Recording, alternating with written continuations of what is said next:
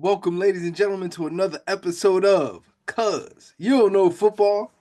This is episode 2 of the new season. We back at it, guys. Ha ha ha. Ha ha ha. No, I'm sorry, I'm just being goofy. Um, but we are back at it, guys. All right. So last week we dove into the draft a little bit. And I wanna stay. I think last year we didn't do enough current events, especially in the off season, because during the season, current events is the weeks. I mean, week 1, week 2 to week 17. That's the current events. But I thought we needed a day where we could do some current events. So we're gonna look at some topics, and we're just gonna take what we can out of it. All right.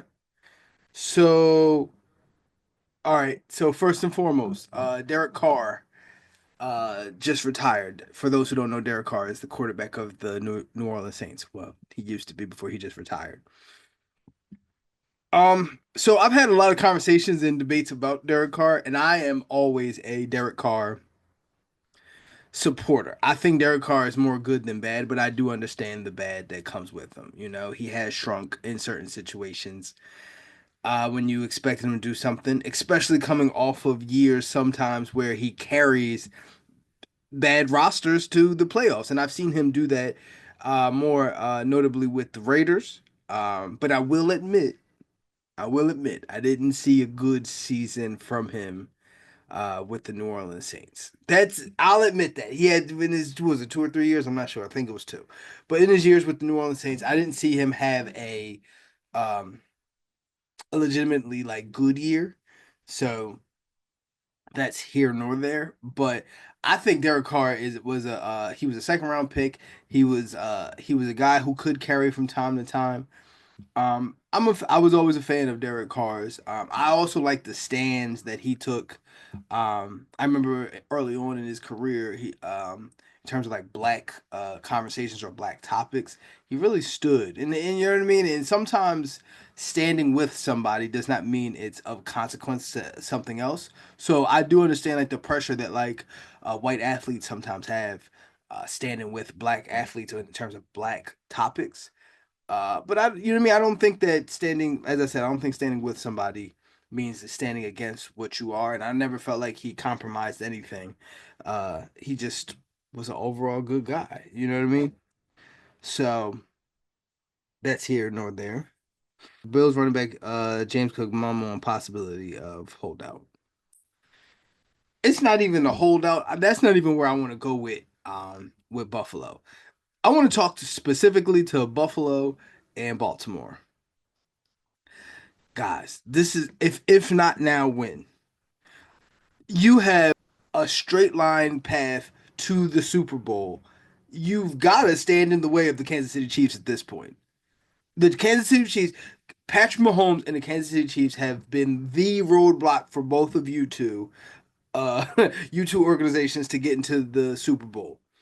Um, they're weak now. They're down.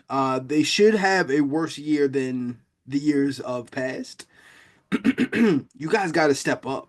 You guys, if you're not going to do it now, then when you going to do it? You know what I mean? I know there's holes in both of your rosters. More notably, in both of your rosters, the pass rush position is something that both of you don't have a difference maker at a pass rush position. It may not matter now.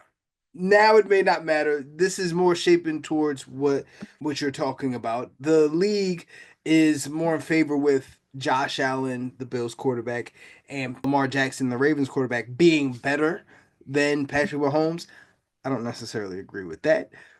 However, I'm saying the roster constructions, the deficits in the Kansas City Chiefs roster, this is the time that y'all have to do it. If y'all don't do it, if the Kansas City Chiefs get back to the Super Bowl, you might as well blow up the whole organization. You might as well blow up the roster, get new coaches, new GMs because y'all can't beat them. And I need you to understand that is the statement that I was making. Y'all, the Buffalo Bills and the Baltimore Ravens, you two teams cannot beat the Kansas City Chiefs. Until you do it, And I don't mean in the regular season. You know what I'm talking about. I'm talking about in the playoffs. Until you beat them, the statement's going to stay. You can't beat them. This will be the time when you should be beating them. Plain and simple. This would be the time. Oh yeah, that hit. You know, it's funny going back to season 1 and 2. We used to drink liquor on the show a whole lot more. Now we get a sponsor with some liquor, we might start drinking it again. Either way, um, just the progression and stuff like that. That now we're drinking water. That's lemon water. So just lemon juice, ice, water. The only way that could be better is if you put some cucumber in that. Now you put some cucumber with some lemon and some water. Oh boy. Now you got something going on there. But that's a whole nother conversation. So Denver's rookie wants to be better than Darren Sproles and Alvin Kamara. Now, the reason why he would make that statement in those two players in particular is because I'm imagining his archetype. Remember, I don't watch every college game, so I don't know his game, but I'd imagine his style is a lot like Darren Sproles and Alvin Kamara, a shifty, quick, you know what I mean, guy. Catch the ball out of the backfield, that kind of guy. You're the third down running back. That's what I imagine that he is. The reason why he made the statement between Alvin Kamara and Darren Sproles was because the head coach of the Denver Broncos is Sean Payton, and he of course coached both of them in New Orleans when he was the head coach of the Saints. If he has that kind of impact, we'll see what happens with Denver because so let me say it like this. I don't think he'll have that kind of impact in year one. I don't. Because I'm kind of feeling like Denver's gonna slide a little bit. I'm not saying that they overachieved, but because they did it. They did what they were supposed to do. But I think there's some more teams that are probably going to come up in the ranks this year. And you remember in the NFL, was it average of 6 new playoff teams every year? So it's kind of hard for me to see impact like that with Denver. But if he does, they could absolutely. That defense is legit. But Bo Nix could potentially have a sophomore slump. Um, we'll have to see what they're building. But he could. He could. Okay, so let's talk some Browns and some Shadur Sanders. Of course, Shadur Sanders was a fifth round pick. You guys know how I feel about that. I've had some time to think about this, and I've heard a lot of insights from a lot of different people. So if Shadur Sanders went into draft meetings giving the impression that he didn't care about impressing the GMs that he was talking to, then yes, that's a problem. I don't think that his play style, his attributes, his skills, I don't think that they outweigh they're not he's not that talented, if that makes any sense. Nobody's really that talented, but there are people that are so wildly talented, like his father, that you know, like his father did. He could go in and say, I'm not doing everything at the draft, run a 4-2, get in a car and leave. He's that kind of talented. Shadur Sanders is not that talented. That doesn't mean he won't be great. That doesn't mean he won't be effective eventually. So if that happened, I definitely understand what happened to him. We'll see, but I'm not understanding what the Browns necessarily did.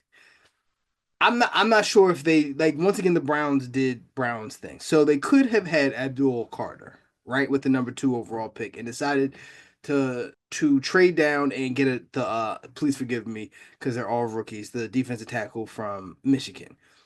Abdul Carter to me is the best player in this draft. So you're trading away the best player in this draft to pair with Miles Sanders, and I'm not understanding what you hope to gain. Like, because difference makers is what you need at in the first round. In the first round, you have to draft at least a difference maker.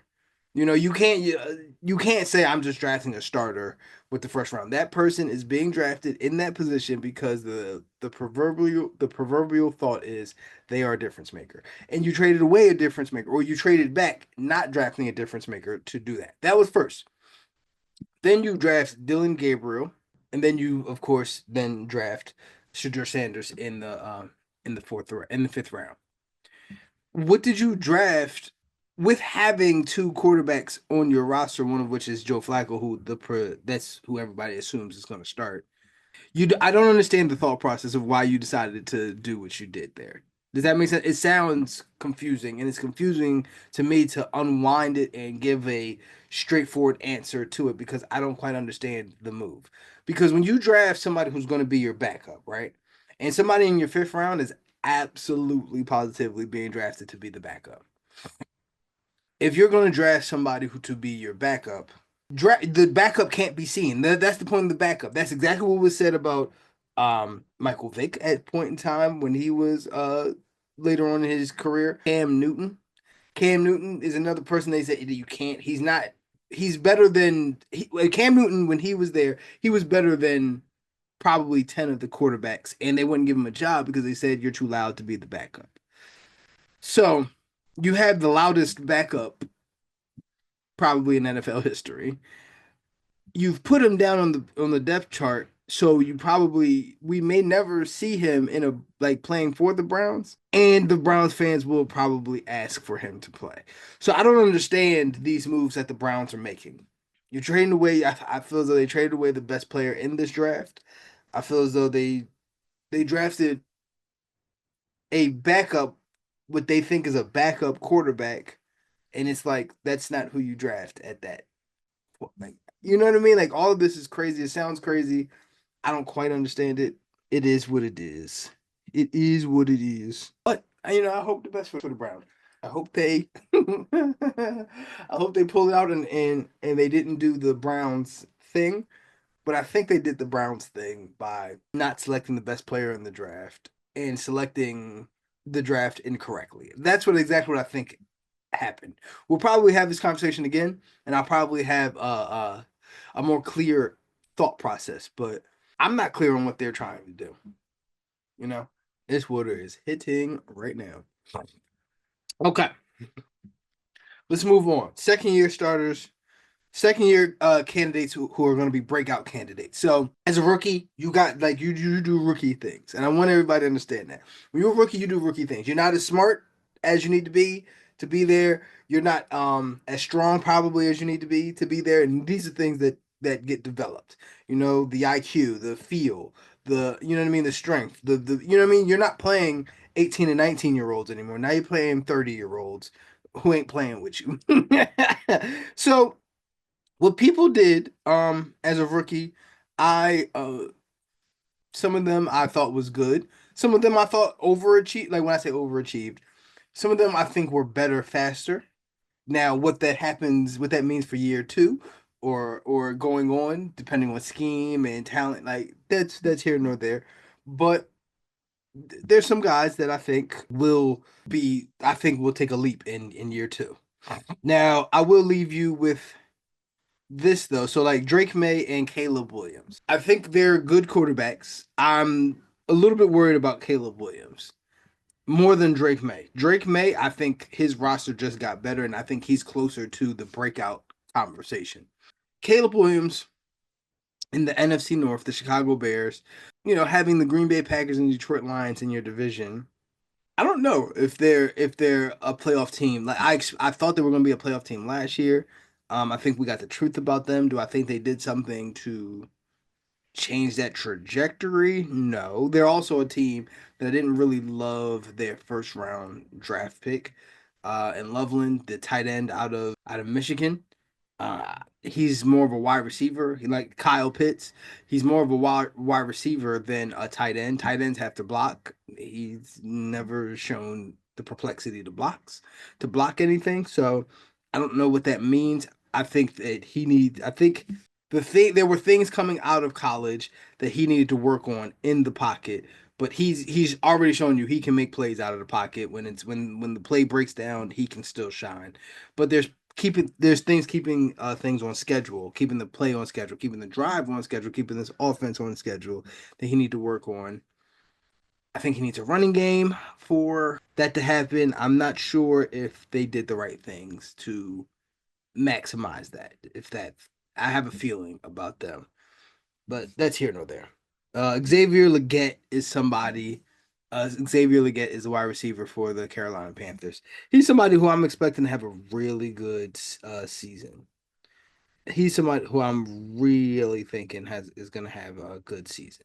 I think he's a good wide receiver. I think he's physical. He's got that country. He's damn short country, and he usually that country comes with country strength. You know what I mean? And I think Bryce Young is coming into his own. So yeah, I think Xavier Legette is going to take a leap. Now, who do I want to take a leap?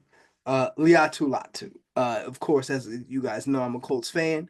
If Liatu Latu is a difference maker at the defensive end. Whew, I am anxious to see that. Y'all can look right. I am anxious to see that happen. That would make my year. The Yatu Lot to stand out. I think that's what it is. But the player who I really do expect to have a breakout year as a second year guy, Marvin Harrison Jr. That's the guy. Like that's. I think he's going to be one of the top 10 wide receivers of the NFL by the end of the year statistically. I really feel like that about him. The Arizona Cardinals, I think they're making the steps. The Arizona Cardinals, I'm looking at them as one of them teams that might be in the playoffs. They made some good moves, some good draft picks, some good additions. Look at what they did last year. They surprised a lot of people. The Arizona Cardinals are that team, and I think Marvin Harrison is going to be a big part of why they are able to make that trajectory. Wow, this was good. I didn't expect this to be this flowy. I expected when I was just doing current events because once again, you guys should know like this is all off the top of the head. Um, I didn't expect just looking at topics and seeing how it was going to go that it would work out. You know, flowy. Flowy with forward momentum. But there is a lot of really good conversations. Now I do want you guys to know that I am not putting any of the sophomore quarterbacks in the I expect you to, have a great second year because quarterback position is a hard position. Once the NFL figures you out, man, they have figured you out. And you got to make a you got you like you it, like quarterback is like you kind of have to fail to be great. And I think the quarterbacks haven't necessarily failed, you know? The Dallas Cowboys got they have CeeDee Lamb and they just traded for George Pickens. George Pickens, of course, was a disgruntled wide receiver from Pittsburgh. They traded him to Dallas. He's got a new home, a new start. And we'll think about it. So, which brings up the question: as a duo, where do they stack up in terms of the NFL wide receiver duos in the starting in the NFL? Even with both of them, they have them eight, which for me says a lot because the Dallas Cowboys to me are going to end up being too Dak Prescott centric. I think Dak is good. I do not think he's great. I don't want Dak Prescott throwing the ball 35 times. I think this leads towards him throwing the ball 35 times a game, where I think their real impact is going to be running the ball. And I didn't understand why they didn't really invest into getting a running back and running the football more. I mean they got Miles Sanders. Don't get me wrong. I understand they got Miles Sanders. They did get the guy Blue in like the sixth round and stuff like that. And they have what's his name, Javonte Williams, the running back. He was from the Broncos last year. I mean that's great. You know what I mean? But I still think I think they need a difference maker at running back, and I think they need to be running the ball at least 50% of the time. And I think they would actually be able to contend with the Eagles and the Commanders in the NFC East. I don't love I don't dislike the construction of their roster. I hate what they do with the pieces on their roster. They just don't use the pieces on their roster very well. So they are there. They're at eight, and of course above them, the Miami Dolphins with Tyreek Hill and Jalen Waddle is above them. Detroit with Jameson Williams and Amon St. Brown. The Rams with Devontae Adams and Puka Nakua. Tampa Bay with uh, Chris Godwin and Mike Evans. Now, Chris Godwin and Mike Evans, I don't think they're that high. I think they should be closer to 8 now at this point. I don't know. Chris Godwin is has been perpetually injured. I don't think he's the same guy that he was pre 4 injuries ago. So, and Mike Evans is just aging. So I don't think that they're a top 4 wide receiver unit. Of course, the Minnesota Vikings, they have Justin Jefferson and Jordan Addison. Justin Jefferson bumps them up so high, it's crazy. A.J. Brown, the Philadelphia Eagles with A.J. Brown and Devontae Smith. And of course, the best one is Jamar Chase and T. Higgins. Now, that's what I want to talk about. The Cincinnati Bengals having the best wide receivers. I think this is going to cost them having that, re signing all of those wide receivers as opposed to getting offensive linemen and things like that into the building. They've never really protected Joe Burrow from an offensive line perspective. If it's one thing that you should know about NFL teams is wide receivers are not more important than offensive linemen. And offensive linemen are more important than wide receivers. And no one seems to understand that. So coming from a Colts fan, watching Andrew Luck have weapons, have very good wide receivers and zero offensive line, it's just not fair to that quarterback. And I think they're doing a disservice to Joe Burrow, who I think is great. I think he's just as great as I think there's 4 great quarterbacks in the NFL: Joe Burrow, Patrick Mahomes, Josh Allen, and Lamar Jackson. And then, but I think now you're going to start to see a regression from Joe Burrow, and I don't think it's his fault. This defense is bad now. You know what I mean? This defense is gutted. It's bad. The offensive line is bad. So it's Joe Burrow and T. Higgins and Jamar Chase, and that's not going to win you enough games. I would even concede to say, all right, if you're going to have a bad defense, at least have an offensive line. They don't have either. So I think this is going to be. I don't think this is going to work out great for the Cincinnati Bengals or Joe Burrow. And even if Joe Burrow wanted this is where a GM comes in and says, you don't know how to construct a roster. I understand that you want these weapons, but you should have traded. I've been on record saying you should have traded the wide receivers for offensive linemen and pass rushers and stuff like that.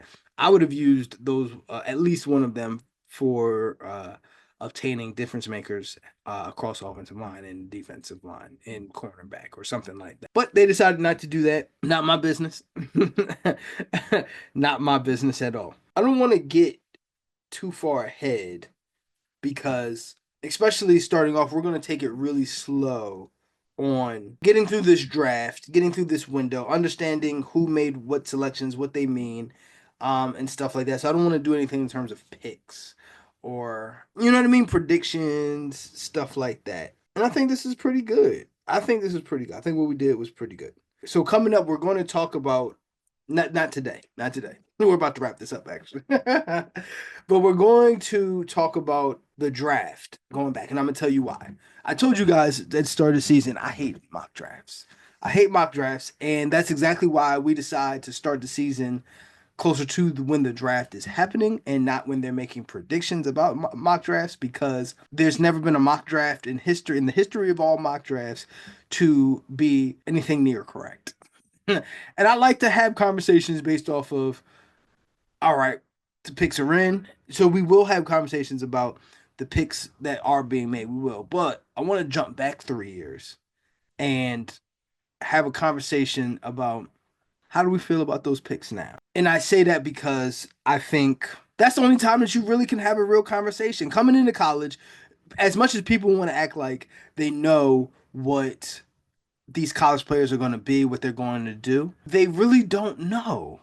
And it's a shock to everybody. Some people you definitely know they're going to be great, but I would say that they're going to 10% of college players for sure are going to be great. The rest of them you got to see. So we have to have data on it, and I think if at year 3 how you feel about it. Was that player a good player? Was the team's drafting strategy? Did they do a good job? Did they do a bad job?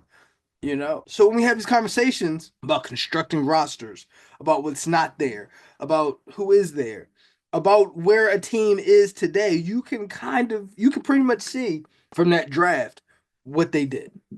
You pretty much can see today if somebody drafted good 3 years ago. You wanna know why? Because most of them players aren't going to be on the roster anymore, and they're going to have to scramble to figure out, what I mean, all the holes in their roster. And you can see which teams are not as sustainable based on that. So that's where I want to go with that. So with that said, we're gonna wrap this thing up. Love you guys as always, and thank you guys for riding with me. Thanks for coming over to the new page, first of all, the new Instagram page, because our algorithm was all messed up. And guys, go to the Facebook group, the Cause You Don't Know Football Facebook group. Man, we getting into huge debates. We talking to people. It's crazy in there. Come check it out. And with that said, guys, you can catch the full episodes on Spotify and YouTube. You can catch the reels on Instagram, TikTok, Facebook. Baby, we all over the place. And with that said, sorry to have to let y'all know, but cuz you don't know football, I'm your boy Reek. And like Martin said, I'm going to see you when I see you. Peace.